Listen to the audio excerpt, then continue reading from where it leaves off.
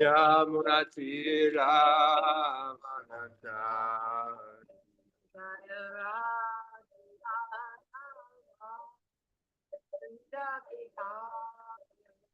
Jaya Radha Madhava Javihari Jaya Gopi Jana Vallabha Giridharadhari Jaya Gopi Jana Vallabha Giridharadhari Yashodanandana Braja Jana Ranjana Nandana Brajajana Nandana Shamunatira Vanachari Shamunatira Vanachari Jaya Radha Madhava Kavihari Jaya Radha Madhava Kavihari Jaya Gopi Jana Vallabha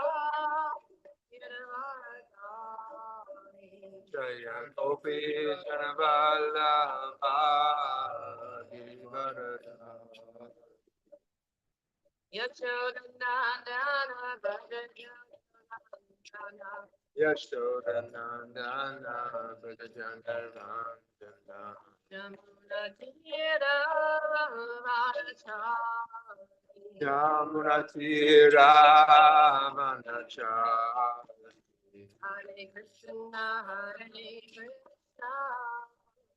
Krishna Krishna Hare Hare Rama Hare Rama Rama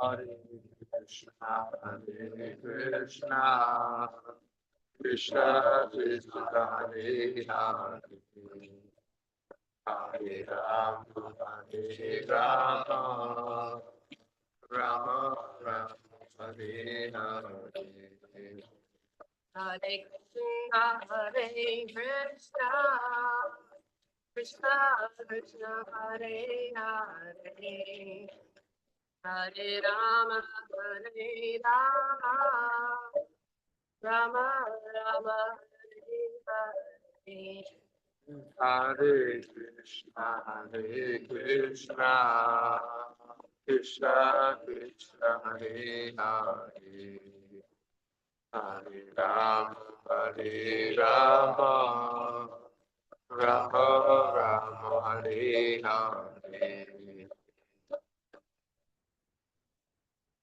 Jayambuchi Pad Paramahamsa Parivrajagacharya Asatar Sata, His Divine Grace, A.C. Bhaktivedanta Swami Srila Prabhupada Ki. Jai. Jayambuchi Pad Paramahamsa Parivrajagacharya Asatar Sata, His Divine Grace, Srila Bhaktisiddhanta Saraswati Thakur Ki. Jai. Anantakota Vaishnava Vrunda Ki. Namacharya Srila Haridas Thakur Ki. Jai.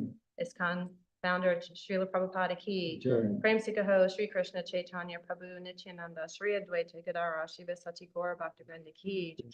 Radha Krishna Gopa Gopinath Shambhakan Radhakan Girdhar Govardhan Ki. Mayapurdam Ki. Vrindavandam Ki. Jamuna Devi Ki. Tulsi Devi Ki. Jai. Transcendental Book Distribution Ki. Jai. ISKCON Philadelphia Ki. Jai. Gaur Premanande. All glories the assembled devotees. Hare Krishna. All glories to assembled devotees. Hare Krishna. All glories the assembled devotees. All glories to Shri Guru and Shri Garanga Hari Hari Bol. Om Vishnu Padaya Krishna Prasad Bhutale Srimati Bhaktivedanta Swami Niti Namane Namaste Saraswati Devi Gauravani Pacharani Nirvashesha Sunyavadi Pashitati Chaitanya. Om Namo Bhagavate Vasudevaya. Om Namo Bhagavate Vasudevaya. Om Namo Bhagavate Vasudevaya. Om Namo Bhagavate Vasudevaya. Om Namo Bhagavate Vasudevaya. Om Namo Bhagavate Vasudevaya. Rayana Namaskritha Naram Chaiva Narottama Devam Saraswatim Vyashyam Jajotayam Madhuriyat Nashtapraya Shiva Bhadreshu Nityam Bhagavata Sevaya Bhagavati Uttama-shloki Bhaktir Bhavati Naishtaki. So good morning everyone. Hare Krishna. Doing well. Just want to do a sound check. Can everybody online hear? Okay. Yes, Prabhu. We're good? All right. So we're reading from the third canto, chapter 14, entitled Pregnancy of DT in the Evening. And today we're reading verse 36.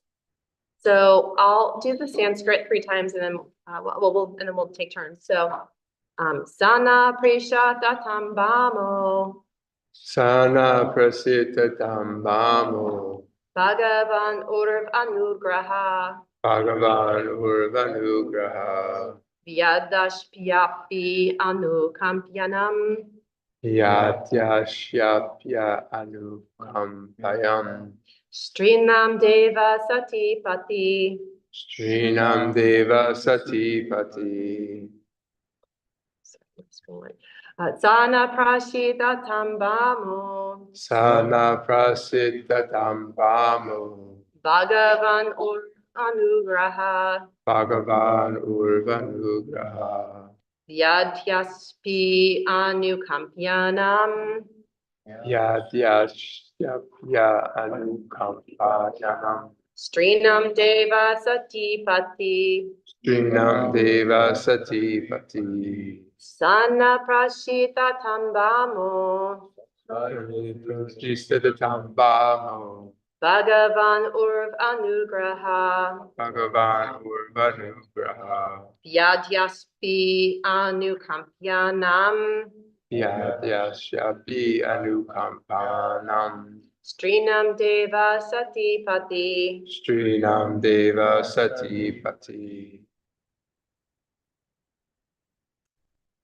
Sana Pradhistatambamo Sana Prashita Tambamo Bhagavan Urvanugraha Bhagavan Urv Anugraha Yadyashyapya Anukampyanam Vyadhyasyapi Anukampyanam Srinam Deva Satipati Strinam Deva Satipati Salaha prasiddhatam bhamu Sana Prashita Tambamo Bhagavan Urv Anugraha yapi anukampayanam Vyadhyasyapi Anukampyanam Srinam Deva Satipati Strinam Deva Satipati. Anyone else? Sana prasiddhatam bhamu Sana Pradhitatambamo Bhagavan Urva Anugraha Bhagavan Anugraha Vyasyapi Anukampyan Yasyatyapi Anukampanam Strinam Deva Satipati. Srinam Deva Satipati Anyone online? Stana prasidatam brahmo Sana Prashita Tambamo Bhagavan Urva Anugraha Bhagavan Urvanugraha Vyadhasyapi Anukampyanam Yadyasapi Anukampyanam Strinam Deva Satipati. Srinam Deva Satipati Hare Krishna. Sana prasidatam bhamo Sana Prashita Tambamo Pamo Bhagavan Urva Anugraha Bhagavan Urvanugraha Vyadhasyapya Anukampya Nam Yadyasapi Anukampyanam Strinam Deva Satipati. Srinam Deva Satipati It's 2 word for word. Sa, Sa na. Na I'm sorry, sa. Sa He, He na, Na with us. with us Prashidatam, Prashidata be pleased. be pleased Bama, Bama brother-in-law. brother-in-law Bhagavan, Bhagavan The personality of opulences. the personality of opulences. Uru, Uru, great, very great. very great. Anugraha, Anugraha, merciful. merciful. Vyadhasya, Yadhyasya, of the hunter. of the hunter. Api, Api, also. also. Anukampyananam, Anukampanyan, of the objects of mercy. of the objects of mercy. Srinam, of the women. Of the women. Deva, Deva, the worshipable Lord. the worship of the Lord. Satipatiya, Sati, Ipati, the husband of Sati, the chaste. the husband of Sati, the chaste. Translation and purport by His Divine Grace, A.C. Bhaktivedanta Swami Srila Prabhupada Ki. Yeah. Let him be pleased with us, since he is my brother-in-law, the husband of my sister Sati. He is also the worshipable Lord of all women. He is the personality of all opulences and can show mercy toward women who are excused even by the uncivilized hunters. Purport. Lord Shiva is the husband of Sati, one of the sisters of Diti. Diti invoked the pleasure of her sister Sati so that Sati would request her husband to excuse her. Besides that, Lord Shiva is the worshipable Lord of all women. He is naturally very kind toward women, on whom even the uncivilized hunters also show their mercy. Since Lord Shiva is himself associated with women, he knows very well their defective nature, and he might not take very seriously Diti's unavoidable offense, which occurred during her faulty nature. Every virgin girl is supposed to be a devotee of Lord Shiva. Diti remembered her childhood worship of Lord Shiva and begged his mercy.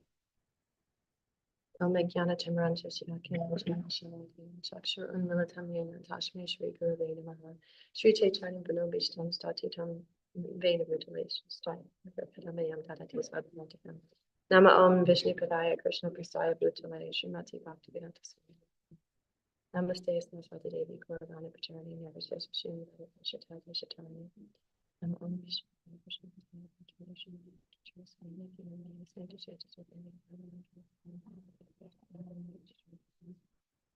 So I'm going to read the translation again. Let him be pleased with us, since he is my brother-in-law, the husband of my sister Sati. He is also the worshipable Lord of all women. He is the personality of all opulences and can show mercy toward women who are excused even by the uncivilized hunters. So before I actually get into today's verse, I wanted to just break from protocol for a minute and just discuss the fact that today is the disappearance of Narottam Das Thakur. So normally we do that at the end, but I wanted to just give some space at the end for discussion for the verse today. So Narottam Das Thakur appeared around the time of Lord Chaitanya, and he's most known, actually we did one of his we do sing one of his bhajans every day, the Shri Guru Vandana. So I just wanted to bring that to the class today, that we just celebrate his appearance and his disappearance, for the fact that he's given us this beautiful prayer, and he's been such an important part of our sampradaya and the acharyas that came before us. So just wanted to acknowledge that and dive back into class. So back to our regularly scheduled program. So Narottam Das Thakur Ki. Jai.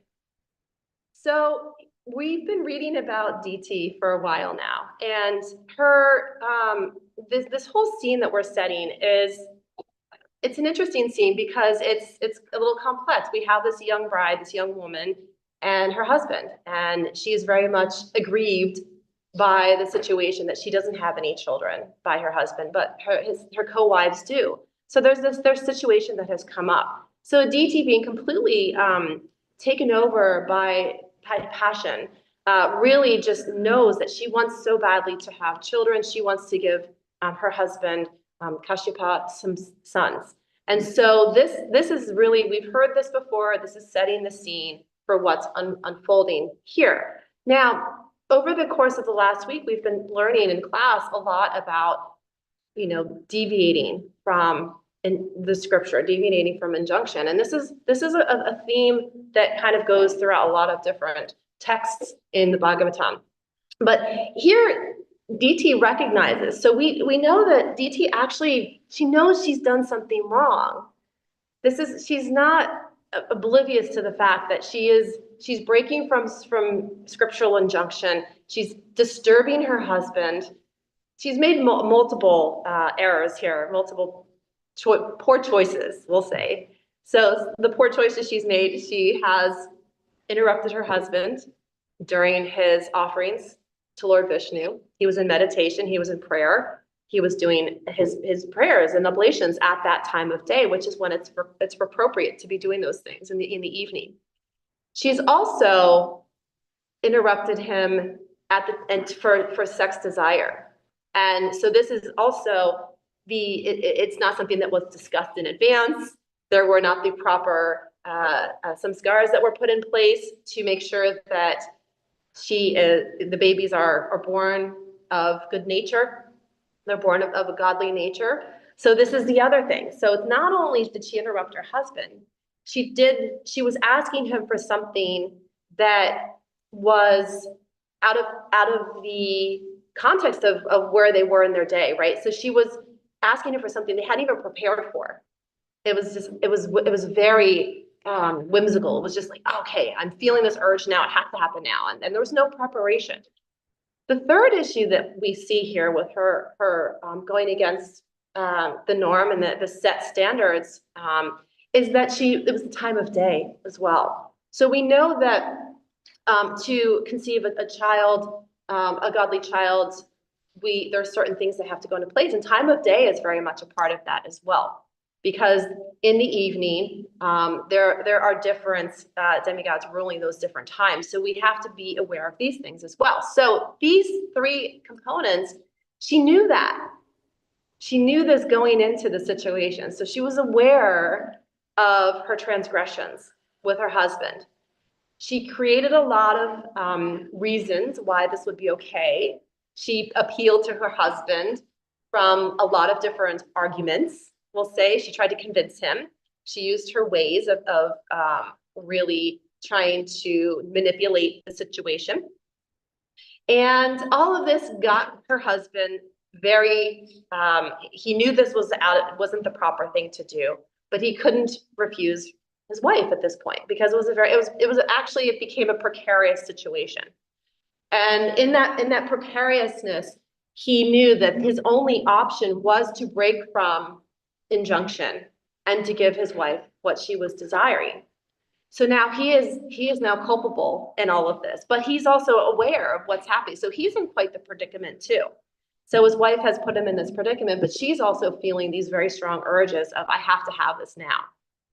So this is setting the scene. So afterwards, we come to think, okay, the conception has happened. He's given her what she wants. But now she's realized, oh no, what if? She's still aware. She's still aware that she's broken from the proper order of things. And now it's the after the fact. It's like, I got what I wanted. Uh-oh. And this is something that we might even experience in life. We want something. And we know it's not something that maybe is in our best interest. And we want it so bad, and we convince ourselves, or convince one of our kids, we convince our parents, or maybe we convince a spouse or someone that what we want is gonna be great. And then we get it, and then we're like, uh-oh, your kids, you want that big thing of cotton candy. I'd be like, please, I want that so bad. And your mom's like, no, it's gonna make you feel sick. I have to have it. And you eat it, and you're like, uh-oh, I don't feel so good. So we're at this, let's freeze frame here for the child at the carnival with the cotton candy stomach ache. And we're gonna freeze here right now because DT was with child stomach ache, feeling that guilt and remorse, what just happened? Oh no, he might kill my baby. Something awful might happen. So this is, like I said, we're kind of frozen in this moment of time right now where DT is suddenly realizing, uh-oh, something bad might happen now. Because I just completely disturbed my husband. It was completely improper.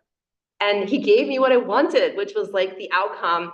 And now it's this sudden awareness that this outcome may not be so good after all. She got what she wanted. So recognizing that Lord Shiva is very much the benefactor of women, and very much as she was a young girl, she was, doing her worship and offering her prayers to Lord Shiva. So this is a practice that's established already in her life. She's got an in with him. right? She's like, hey, he's my brother-in-law. Maybe I can go beg him to have some mercy on me. So she makes this appeal. So then we're seeing in upcoming verses, she's trying to appeal to Lord Shiva and how she's going to do that. But she's trying to make this appeal, like, please don't kill my baby. Please, please, please don't kill my baby. And so this is that sudden awareness of, I knew I was asking for something I shouldn't have. I got it. And now I have remorse. And now I'm scared of the outcome of that decision. And so, and this is, and so I wanted to kind of frame all of that for us, because it's really important to recognize the, how the material world can really entangle us. So we're talking to anybody that's in the Srimad Bhagavatam. They're very exalted. You know, if you're a personality that's in the Srimad Bhagavatam, we know you're, you know, way beyond me, the human lives that are here. You know, they're very exalted people. So we know that DT also is in that space, but she made a mistake. And so as we're reading through this in Srimad Bhagavatam, why are we learning about this? Like, why was this pastime presented to us in Srimad Bhagavatam? Like, why is this here for us? Is it so a little controversial, is it to make women look bad? I hope not. I don't think so. I don't think it's there to like degrade women or make them look bad or you know, I think it's here to really set that example that we are subject as humans. We are flawed. We're subject to having our intentions maybe not always be the purest, and this gives us the example. So of course we're seeing this played out with very elevated souls, right? Because these are at this level where she's giving birth to a demon, right? You know, it's not the average person that's going to be giving birth to a demon that creates havoc all over creation, right?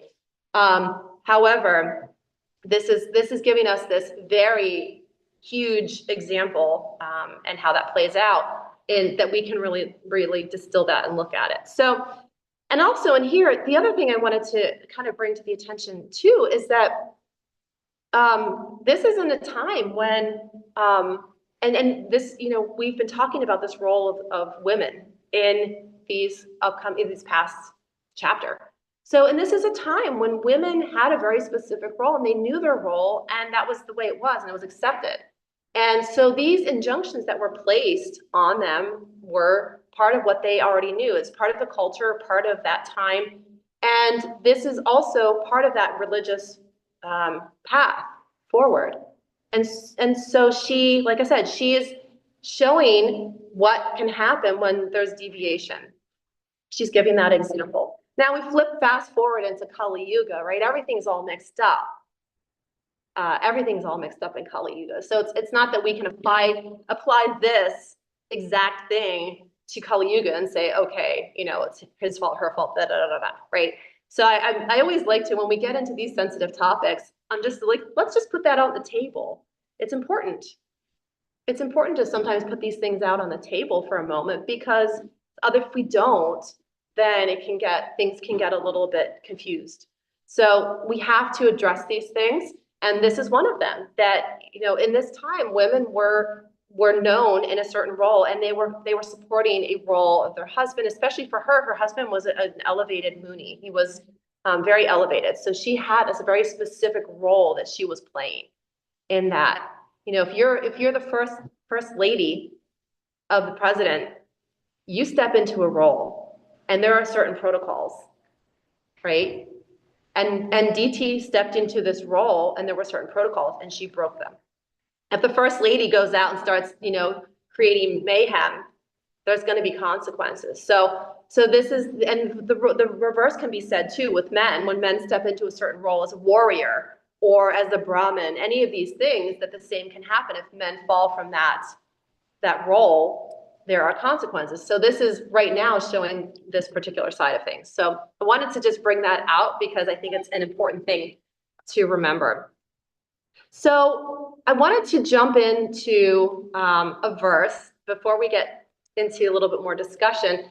Bhagavad Gita, it's come up before, this verse in Bhagavad Gita, Bhagavad Gita, verse 16:23.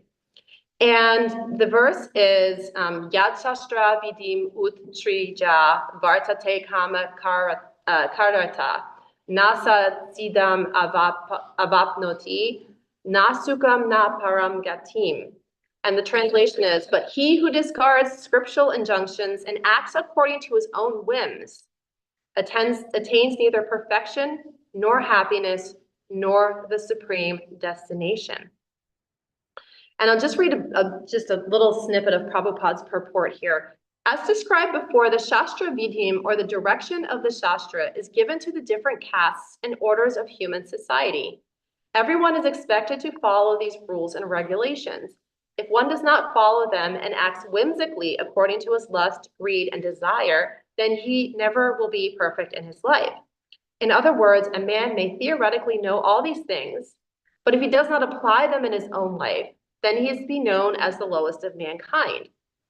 In the human form of life, a living entity is expected to be sane and to follow the regulations given for elevating his life to the highest platform. But if he does not follow them, then he degrades himself. But even if he follows the rules and regulations and moral principles and ultimately does not come to the stage of understanding the Supreme Lord, then all his knowledge becomes spoiled. Therefore, one should gradually raise himself to the platform of Krishna consciousness and devotional service. It is then and there that he can attain the highest perfectional stage, not otherwise. So this is, I wanted to bring this verse out because, like I said, there's been a lot of talk this week about following the, the regulative principles and doing our best to, give things up, and that's important. So what comes with that, and how do we do that? Because when we think about following these injunctions, there's one thing that can be a little bit challenging, is that as spirit souls, as humans, as jivas, we have flaws. We have four major defects. And, those defects are going to give us some trouble. And we're inherently born with them, right? We are coming into, as a jiva, we have these defects. We commit mistakes. We may be illusioned, possess the tendency to cheat others, and the senses may be imperfect. So now this sounds like a bit of a conundrum for us as jivas, right? So we are expected to move toward that perfectional stage, yet we have inherent defects. And this reminds me, that Chinese finger cuff? It's like you stick your fingers in and suddenly you're locked. Your fingers can't get out. And it's kind of like the jiva in the material world. It's like we get in there and we're like, uh-oh. And the harder we struggle to get out, it's like we get more entrapped. And so this is the balancing factor of all of these things. So we know what we need to do. And this is the thing, when we move forward in ignorance, if we know something, and we disregard it, that's really, that's an egregious mistake, right? If we don't know something and we make an error and then we learn from that, then that can be considered a learning point, right? We're proceeding in ignorance. We don't know it. There's this avidya, right? This lack of knowledge. We proceed. We discover, oh, that was wrong. Slap the hand, whatever the consequences are. Hopefully we learn from that. And then we can go here and say, okay, now I know what to do. However, oftentimes what we see, maybe what we even personally experience, is that we do something we didn't know was wrong, slap the hand, okay, oops, consequences. But that was kind of a hard lesson. I might have to do it again, and again, and again, and again. And so we see ourselves getting caught into this trap in this material world of, we might know what we need to do, but it's not always easy to carry it out. And this is where things can get really tricky, because all that we're doing is all of these tools and all of these injunctions are only just here to help reduce our suffering and to help make us more reliant on the Lord and to deepen our relationship with the Lord. So when we talk about incurring sin, when we talk about going against Vedic injunction, what we're really discussing here is we're discussing our own deviance from our true relationship with God and our own decision to want to be independent of him. And that's fine, right? Free will, man. Like, do what you want, be happy, do your thing. I'm not gonna, you be you, you do you. That's fine. We can all make that choice. However, what happens, as DT realized, she really wanted something. She knew it was wrong. She really wanted it. She got what she wanted, and then she was realizing the consequences immediately. She was like, oh no, Shiva might kill my baby. What's going to happen? And so we have that conscious decision to do whatever we want. However, Krishna very wisely, in setting up creation, allowed space for karma, the modes of material nature, so that even though we can deviate from Krishna and make decisions freely and literally turn our back to him and just be like, I'm going over here. I know it's wrong. I don't care. I'm going to do what I want because I want this now. Like DT wanted, she wanted to have a baby.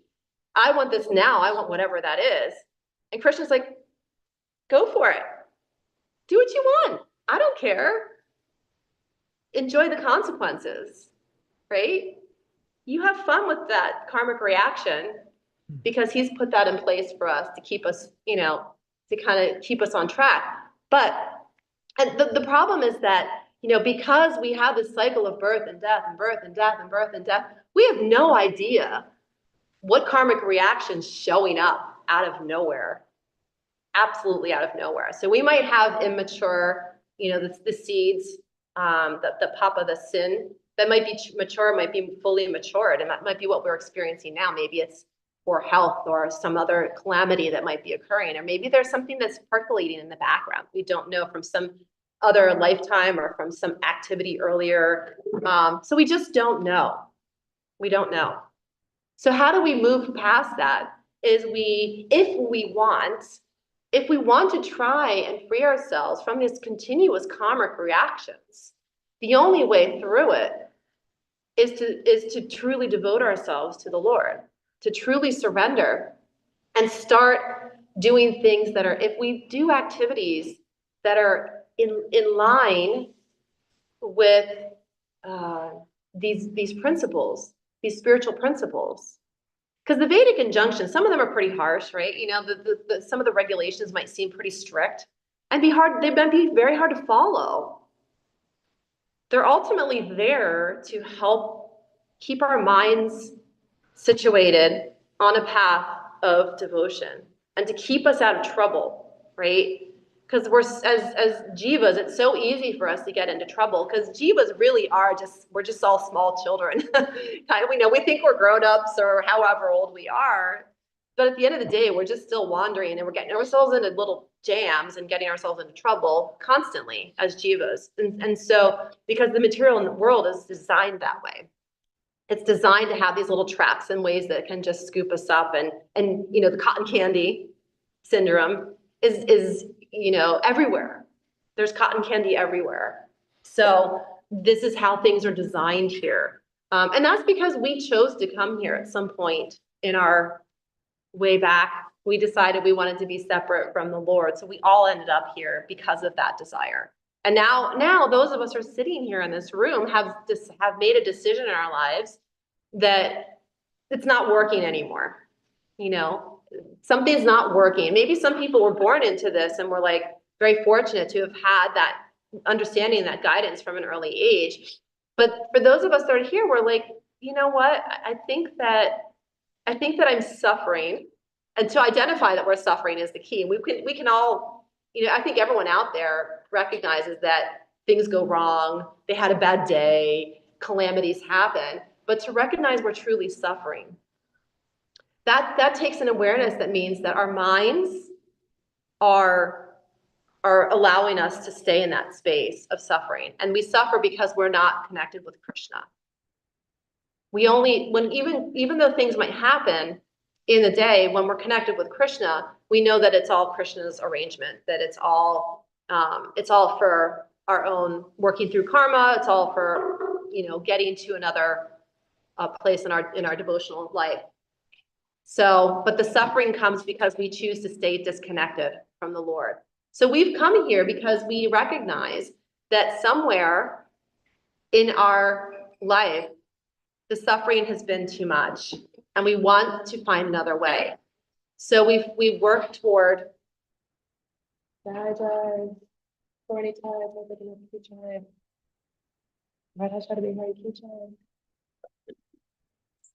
So we continue to work toward that. And so in Nectar of Instruction, there is the third verse, and it gives us some qualities, because even though we have all of these things, even though DT knew exactly what she shouldn't be doing, and she knew the proper way to beget a child from her husband, she ignored it. Even though we might know certain things are not going to be good for our lives or good for our Krishna consciousness, and we do them anyway. If we have that awareness and the understanding to say, okay, it is the endeavor, we would continue to make the endeavor. If we continue to make the endeavor and we do it with sincerity and with enthusiasm, then we have a good chance of eventually rising, pulling ourselves out. Through Krishna's mercy, there will be some bit of Krishna's mercy that hopefully, as we're making this sincere, enthusiastic endeavor, that somewhere Krishna is going to come in and say, like, here you go. I'm going to give you this little bit of mercy because you're trying. It's like when you see a young child and they are trying. Maybe they're working on something in their math homework and they're really struggling, and you help them out with something, and even though you help them a little bit with the answer, you praise them. Good job. You figured it out, right? You did that. And then the child's like, oh yeah, I did. Even though you helped them, it's okay. They're like, I did this. And then they get confidence. And that builds, right? So when Krishna sees us struggling, but if he sees us making the endeavor and he sees us trying, then he will help us. And so there's 6 principles for favorable execution of pure devotion. We all have heard these before, right? Being enthusiastic, endeavoring with confidence, being patient, acting according to the regulative principles, such as Shravanam, Kirtanam, Vishnu Smaranam, hearing, chanting, and remembering, abandoning the association of non-devotees, and following in the footsteps of the acharyas. These 6 principles undoubtedly assure the complete success of pure devotional service. So let's take the first one. We just act enthusiastically. We may be making mistakes left and right. We may not be able to follow all the injunctions.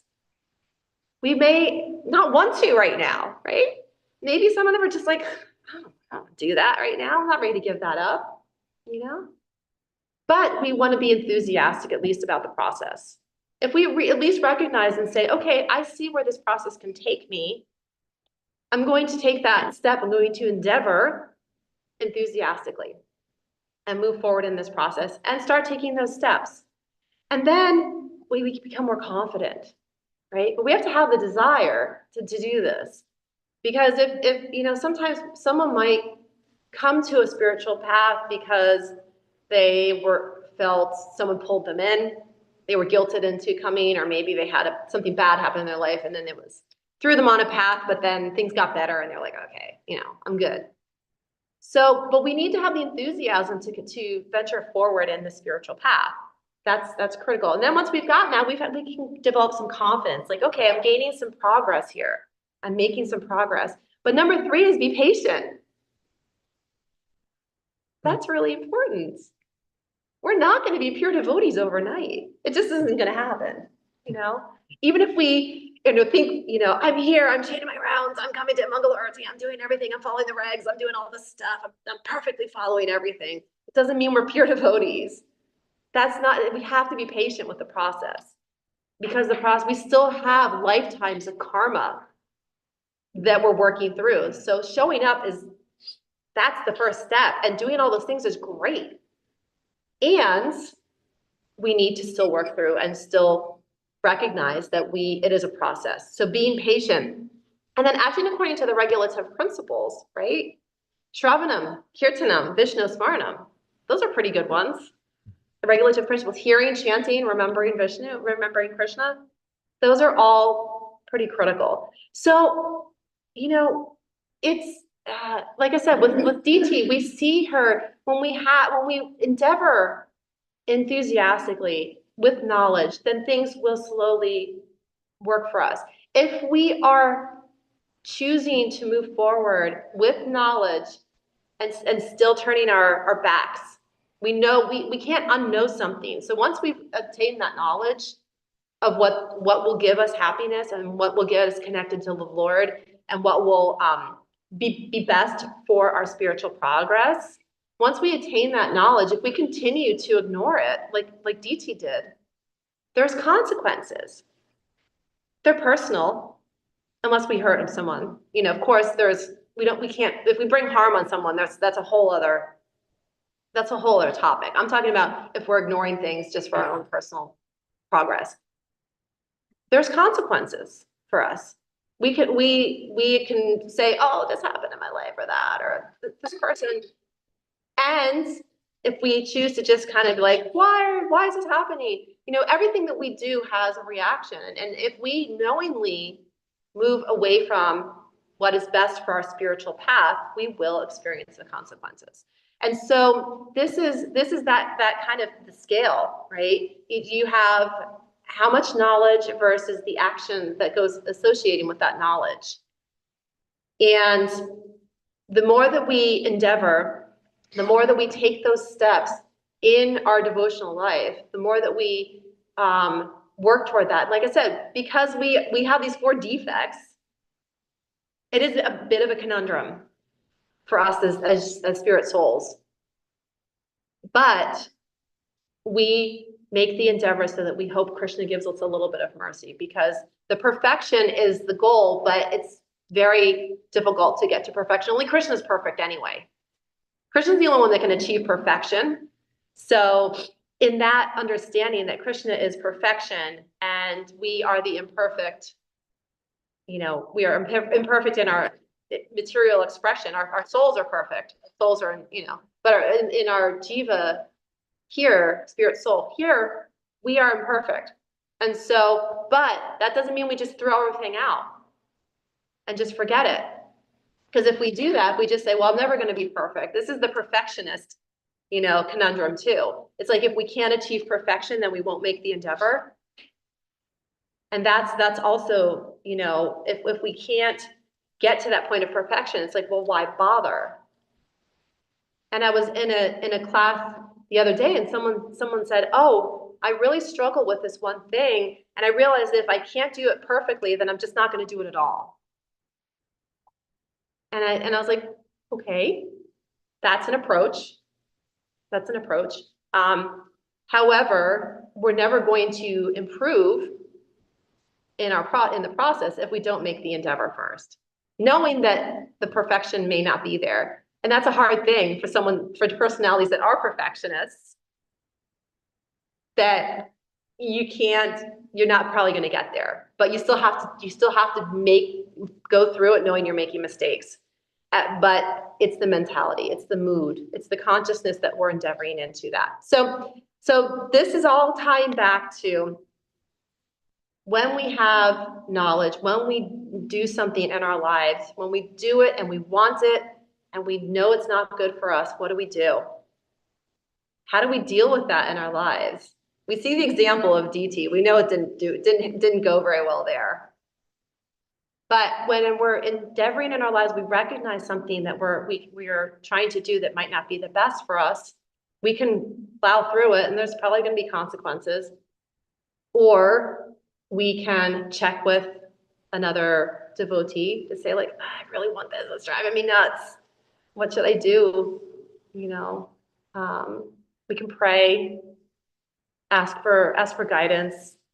You know, these are things, and sometimes in the moment, just snap things happen, and suddenly we find ourselves like, oops, oops, that probably wasn't the best decision.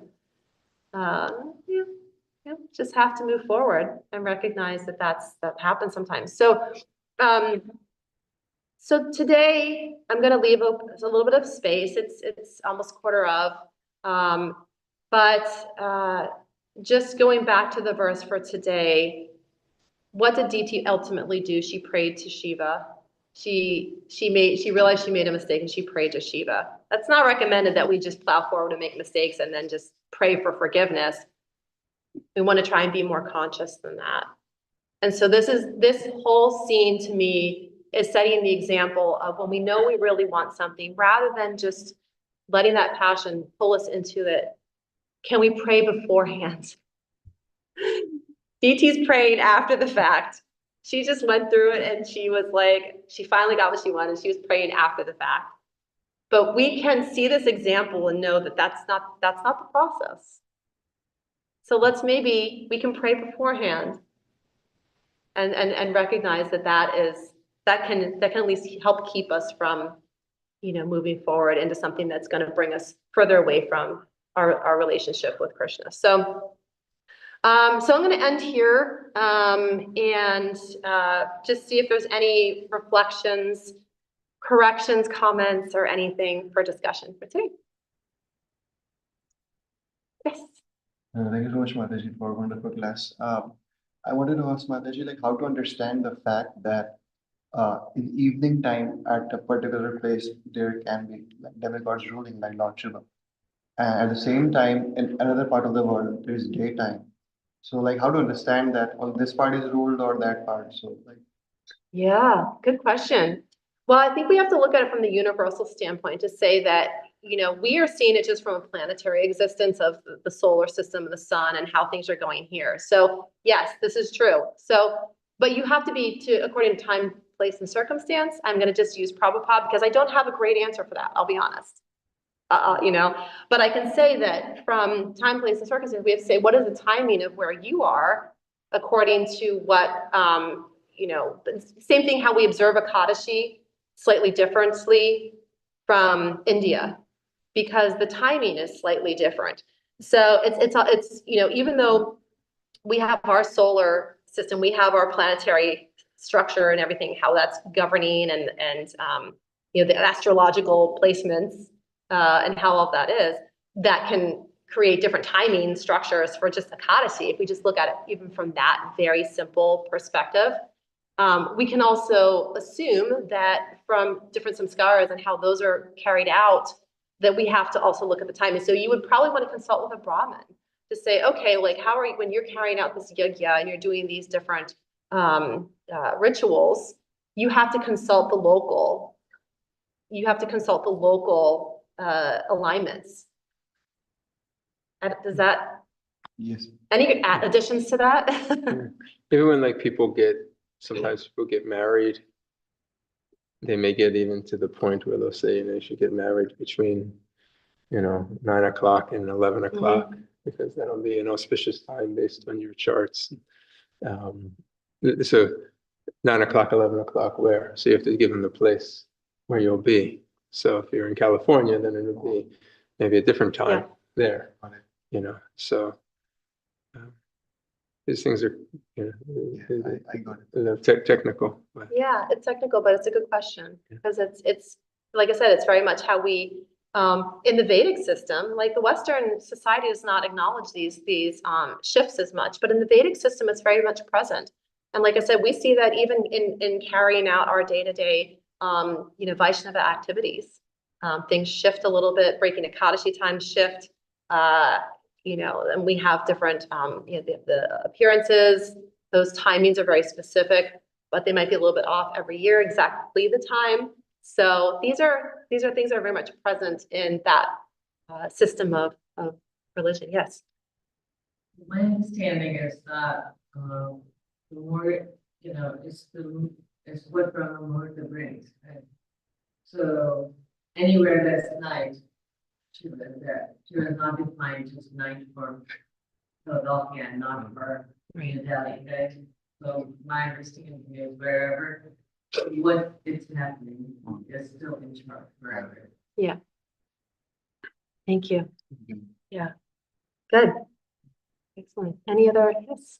So thinking of when you're talking about nectar of instruction, mantra 3, the 6 qualities that enhance our devotion, that if, so the third and the fourth one in particular for, as it relates to the pastime of Diti. So patience, she didn't exhibit patience. She wanted it. She wanted it now. She couldn't wait. And Kashyapa Muni would have fulfilled her desire and given her what she wanted with a better outcome. I think that's a good lesson that I took out of that, is just if she just would have been patient.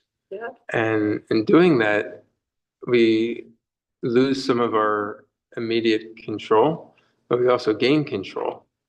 We gain control of our senses, but we lose control of our expectation of that moment. Yeah.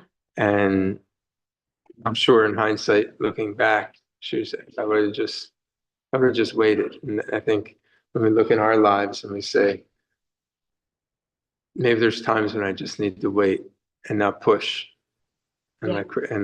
let Krishna unfold. And so then the fourth one was following the regulative principles. Prabhupada mentioned Shravanam, Kirtanam, Vishnu Smaranam. So one way that you can, I guess, justify our patience or convince the mind of the patients is that there's some higher authority, right? So, okay, I want this now because it feels good to me. The stimulation of the desires that I have, the senses I get, I feel good.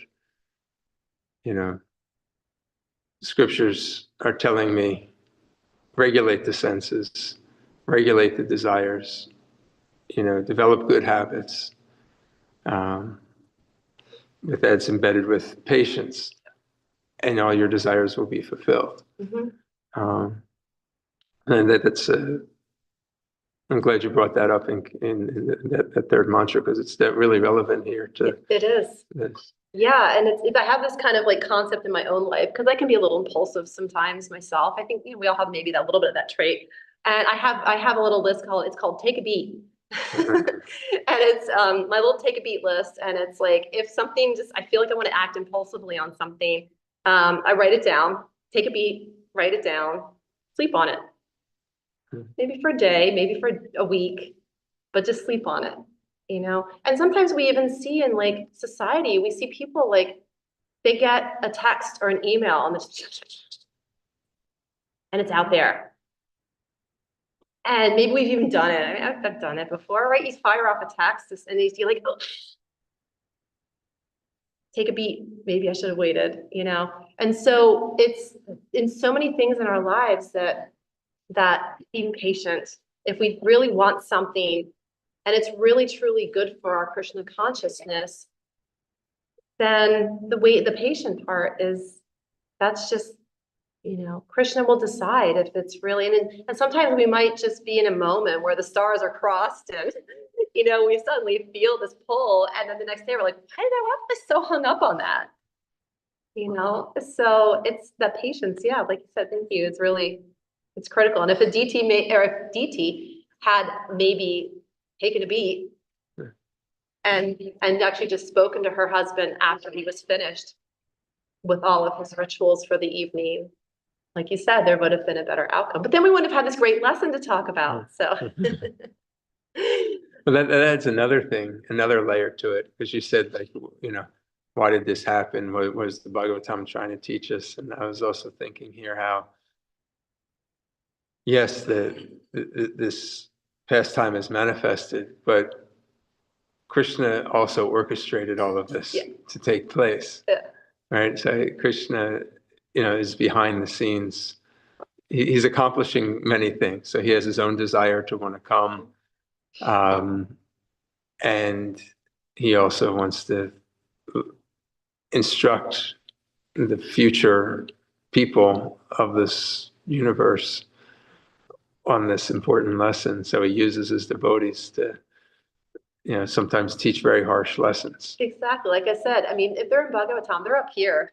it's not like, I mean, everyone is, the personalities in Bhagavatam are there. They're like exalted. I mean, they're beyond me for sure. I mean, way beyond. So we have to remember that these are players in Krishna's, they're all devotees, very exalted. Yeah, Yeah, we learn through lessons of success, but also through lessons of failure. absolutely. Yeah. Absolutely. And even in Christianity, you have the parables, Yeah. and it's really a way, it's a beautiful teaching tool for us to really understand things, the outcomes. And sometimes we see such a big, like she was asking for this and she got it. There's a demon that was born. It really magnifies the, what we can maybe see in our everyday lives. Maybe, we're not giving birth to demons, but we're giving birth to some bad karma, or some negative reactions that are going to be impactful for us. So we can bring it down to our microcosm of our world. Hmm. So thank you. Yeah. Great. Anything online?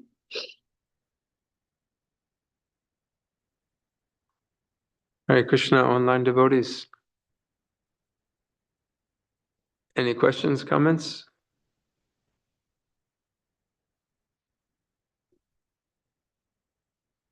Okay. Okay. If not, thank you all for joining, both in the temple and at home. As mentioned earlier, today is the appearance day of Srila Narottam Das Thakur. Please take a moment today to sing a bhajan of his. Such beautiful songs that he has composed as one of our Gaudiya Vaishnavacharyas. And we look forward to seeing everybody tomorrow evening at the Sunday feast. It is the first Sunday feast this year for Kartik, chanting the Damodar song. And we also have our beautiful Yashoda Damodar deities waiting to give you darshan. Hare Krishna. Hare Krishna. Panchakalpatarubhishya kripasinduਭ्येव च पतितानां पावनेभ्यो वैष्णवेभ्यो नमः।